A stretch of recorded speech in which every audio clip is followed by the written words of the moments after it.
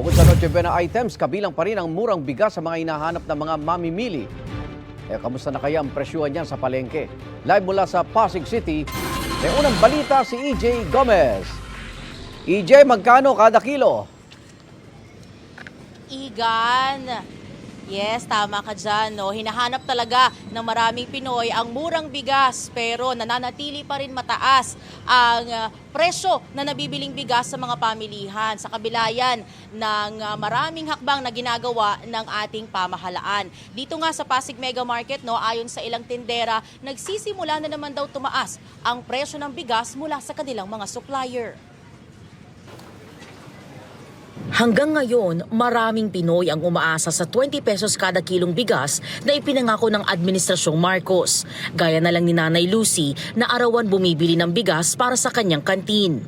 Malaking tulong lalo na doon sa mga mahihirap na hindi kayang bumili ng ganyang presyo na 58.60. Sabi naman ni Ellie, mababawasan ang gastusin kahit papaano kung magiging 20 pesos ang kada kilo ng bigas na nabibili niya na nasa halos 60 pesos ngayon. Kasi yung ibang halimbawa 58 yung bili mong bigas, yung matitira mo mga 30 pesos na pwede mo pa ibili sa ibang bagay.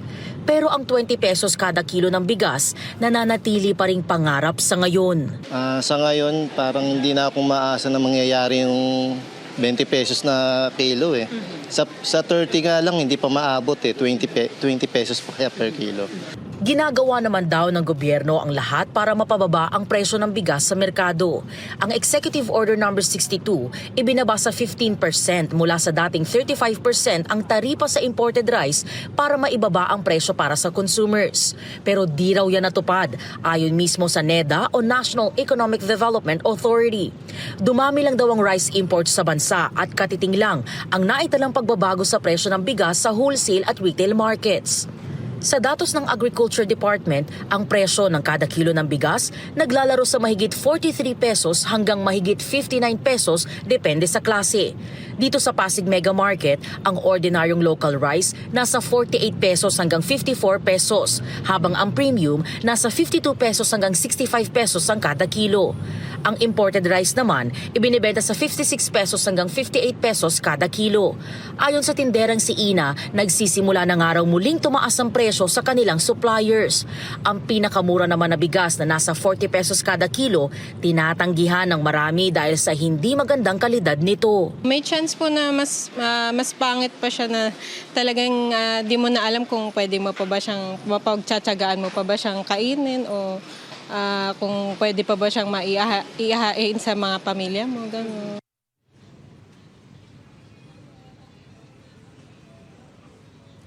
Igan, ayon pa dun sa nakausap natin tindera, no, yung pagtaas ng presyo ng bigas mula sa kanilang supplier ay mula doon sa mga probinsya ng Bulacan, Isabela at Nueva Ecija. Sabi naman ng mga mamimili, kung talagang malabong maabot ang 20 pesos na kada kilo ng bigas, kahit daw sana 30 pesos ay magawa ng gobyerno para naman daw makaluwag-luwag sa gastusin ng mga pamilyang Pilipino sa gitna ng matataas na bilihin.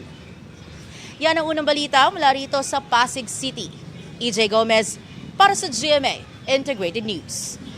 Igan, mauna ka sa mga balita, mag-subscribe na sa GMA Integrated News sa YouTube para sa iba't ibang ulat sa ating bansa.